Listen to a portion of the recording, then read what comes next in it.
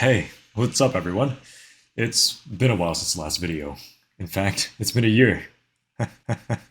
Sorry. I really am sorry.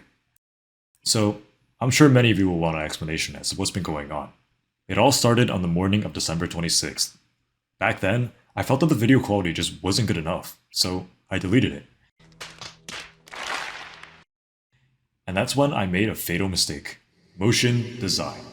I tried my very best to make a video that would be interesting to watch, but because of that, I fell a bit behind on my schedule. However, jump forward to today, and here are the updates. Yes, they're very late, and again, I'm truly sorry for the delay.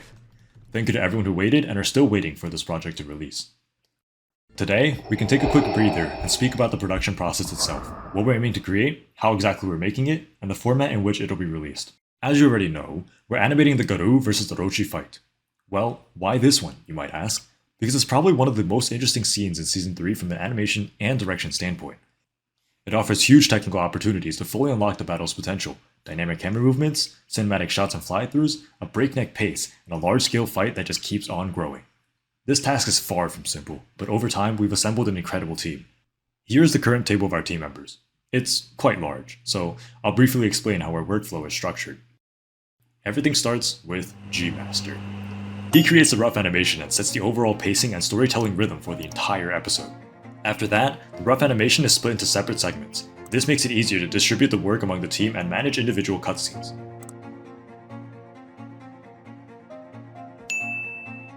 Next, these segments are refined by different animation teams. First, we have universal animators. They can work on any type of segment, regardless of its complexity.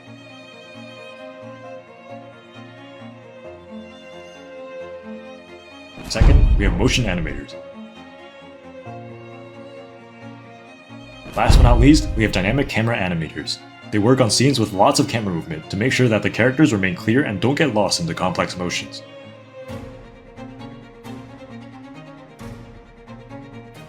After that, the animation moves in two directions. The first direction is pre-clean rough animation plus in-betweens.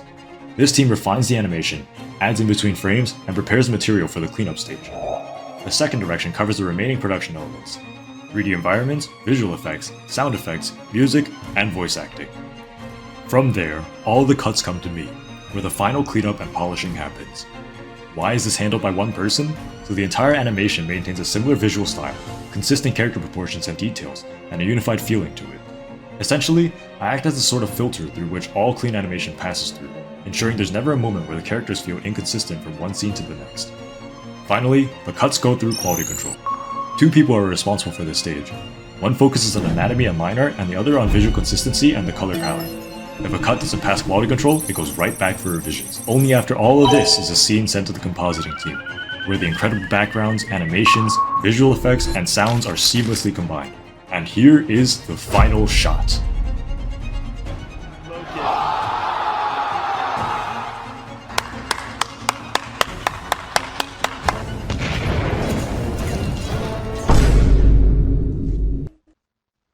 Okay, this will be redone. A few moments later. Maybe not. Truth be told, I was planning to rework it anyways. Given that update, this is what the current team structure looks like. While yes, it is unfortunate that MR left the team, it won't affect the project in any way. We will continue working on the pilot episode as planned, so let's continue. For the screen format, we decided to move away from the standard 16:9 ratio, and instead chose a more cinematic format, 2.39:1. Its wider frame works better for capturing and portraying the action, as well as emotion shown in the scene. The final runtime of the animation is expected to be approximately 13 minutes. The episode begins with the moment Garou is hit by a powerful beam from Rover, after which he plummets into Gyoro Gyoro's lair.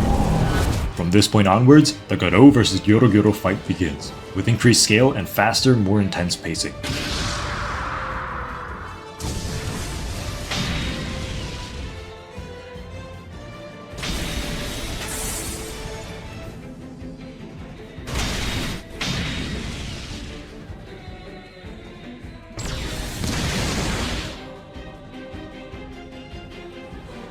The animation ends the moment Garou is slammed into the wall. At this point, the draft of the project is almost complete. We're in the process of adding in-betweens and cleaning up the animation. Before the official release, we'll show no more than 20% of the final content. Everything else you'll only see after the full release. The animation will be released publicly and free for everyone to enjoy. The platform we plan to publish it on hasn't been confirmed yet, but it will most likely be on Twitter or this YouTube channel. With all that said, that's where we'll wrap things up for now. There's still a lot of work ahead of us, but progress is being made at full speed. Thank you again to everyone who has stuck with us. Please support the project with a like, comment, and sharing or hyping this video. Something so simple gives us even more strength and motivation to keep on going. See you all in our next update.